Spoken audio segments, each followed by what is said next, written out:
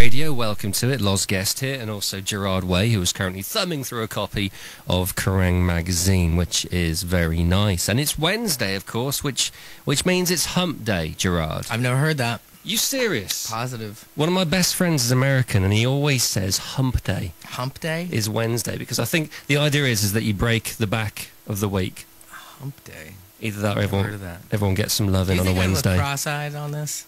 What, on the front cover of Kerrang magazine? Yeah. It's not cross-eyed so much as something about my left pupil or iris is closer to my eyelid than the other eye. Are you not a fan of that picture, Gerard? It's a good picture, actually, but it makes me question what's going on with my eyeballs. I'm no optician, but they look pretty normal to me. Okay. Maybe it's the angle. Yeah, I don't know. Could be. I don't feel cross-eyed. Dude, I think you look good in that picture. Thank you. I wouldn't worry about it. Thank you. I wouldn't worry about it. Would you like to play some music? Should we get on? Should we get on with this? Yeah, let's get on with this. Kashmir by Led Zeppelin. What a song! Da-da-dum. Da-da-dum. Da-da-dum. And you picked Led Zeppelin's Kashmir. That's right. And you're in the home of Zeppelin, well, at least half of Zeppelin from the West Midlands, from Birmingham. That's right. Yeah, you're in a place of steel, heritage, Sabbath. Hell yeah. Judas Priest, Zeppelin, Judas Ozzy Priest. Osbourne. We should play some Judas Priest. It's not on the. It's not on this. We can change the list list. that we can choose We from, can though. change the list. Oh God, Living After Midnight. We could put that on there if you wanted. I would love. We love can to hear do that. For now, though, shall we have a look at some questions Yeah. from your fans? Let's see. Robin Land from Plymouth. How do you cope with being away from home for so long? Well, like we were saying, was it yesterday? It was yesterday. That it's good to have your family around you, and the band is like a family. So that helps, but it obviously can never take the place of especially being with your wife and child. So you have to stay positive. You have to make sure that every night you give it everything you got. You have to make it worth it. We were just actually, me and Frank, having a talk about it yesterday where it's like, well, I'm going to do this. It better be worth it, and it better be amazing every night. We better be amazing every night. So gives you a new perspective getting on stage, you know. Do you have rituals before you go on stage, like high fives, or, you know, is there a group hug? We hug it out. Yeah? We hug it out. We say everybody have fun, everybody have a good show. We tell each other we love each other, and we just go do it. And that works? It works. It's all we need. It's all we require. I like it. It's all a right. very quiet moment before we get up on stage. James Hawkins from Manchester, although he'd probably quite like it if you said his name. James Hawkins. There you go, James Hawkins. He wants to know what you like most about touring here in England. Oh, most likely it is there's a lot of things, but it's the best audience in the world. So, I'd say they're the most free, the most rock and roll audience. When they love something, they really love something, and they never let go. And that's what I love about UK audience. So if I was touring, I think I'd just like the food mostly. The food, you know, people, you know, what's weird, like a lot of people, you know, complain about British food, but British food is amazing. I don't know how people can complain when you've got so many cultures over here. Right. For starters, and so many different types of food you can have, and so many amazing restaurants. I don't get that. I don't get it either. I don't know when England got a bad rap for food, but it's the French. Is that what it is? Yeah, is that who started it? Yeah, they think we haven't got any culture, that we don't know art, and we don't read or anything. Don't get me started. Should we move on and play some music? Yeah, let's play some music before we start really bagging the French. So, Ace of Spades by Motorhead. Way from My Chemical Romance, choosing some music and answering a whole load of questions from listeners, fans, and people and what not.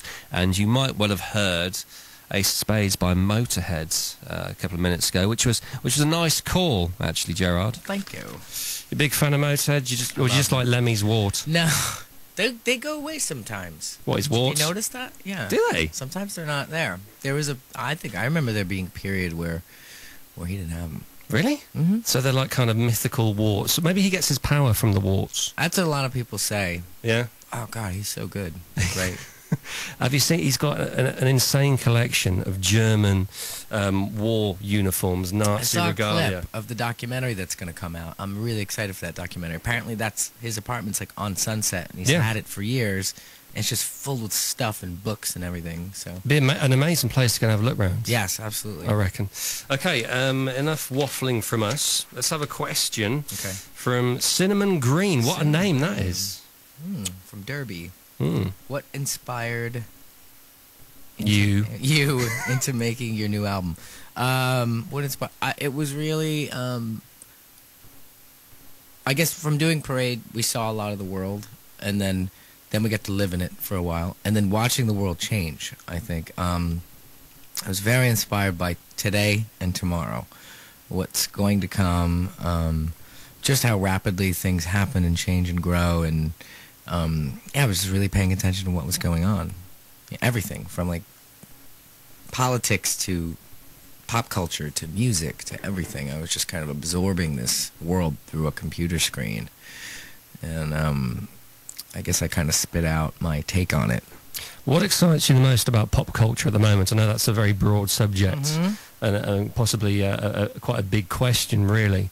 But is it, things like, technological breakthroughs, iPads, that kind of thing, social networking and all that? Or? I think that stuff, yeah. I think it's the technological advancements because, even like 2 years ago we didn't have Twitter or something. And then, just it feels like any day tomorrow there's going to be something new. There's always going to be something new and something that could potentially really change things, and that's pretty exciting. What were your feelings when you saw Avatar for the first time? I thought it would. I intentionally watched it on a very small hotel screen. Did you? Isn't that the wrong way to do it? I think it's the right way to see it because I wanted to see if the story was any good. Okay. I didn't want to be swept up in the effects. And no, but I agree.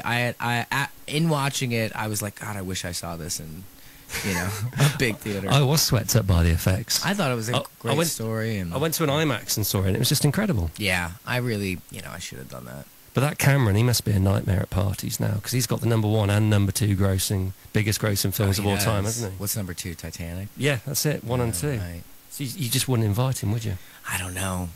He wouldn't shut up about it. I don't know. I heard he's really nice. Isn't he married to Sigourney Weaver? Is he? No, is that right? I don't know. I could be wrong on that. He was married to Catherine Bigelow, right? I don't know, to be honest. I've got absolutely no idea. Let's play that Judas Priest record you wanted to hear. Living After Midnight, here on Kerrang. From My Chemical Romance, inspecting this week's edition. I don't know if it's this week's edition of Kerrang magazine, but you're on the front cover. I know. You think you look cross-eyed. I do. Well, I beg to differ. It's not cross-eyed. There's a misalignment, is what I feel is happening. Have you ever been photoshopped to a point where you think, come on, that's ridiculous? Oh, yeah, I won't say how, but I was really pissed off a few times. Especially as, you get older, you actually want to show your age. You don't want to, I think, you want to mature. You don't want to look like somebody trying to make you look like a child or a member of the Twilight cast or something. True. I think the most irritating is when they try to change, your eye color or something. But high definition must be just a shocker if you're an actor or a model or someone like that. Yeah. And all of a sudden the switch to HD TV and just, you can see every little lump and bump, can't you? Yeah, never bothered me though. But personally, it wouldn't bother me either. Yeah, I like all that stuff. I like the nastiness and getting to see the reality. Okay, on the subject of appearance, what made you go with the red hair, if you don't mind me asking? I think because in a lot of ways there was a lot of people that wanted me to have black hair or short black hair or clean up my act. And I think for me it was my way of, I guess rebelling against that or reconnecting with who I was when I was a kid going to art school. Because that's basically how I looked. I just had bright red hair all the time. And it was just something I just did. It wasn't for a statement or anything, It kind of made me feel kind of who I was again. It seems like more fun, though. It is more fun, and it opens up actually a lot more colors to me in clothing. I like wearing blue now. I like wearing white. I like, there's so many things I can wear. I never thought of that. Yeah.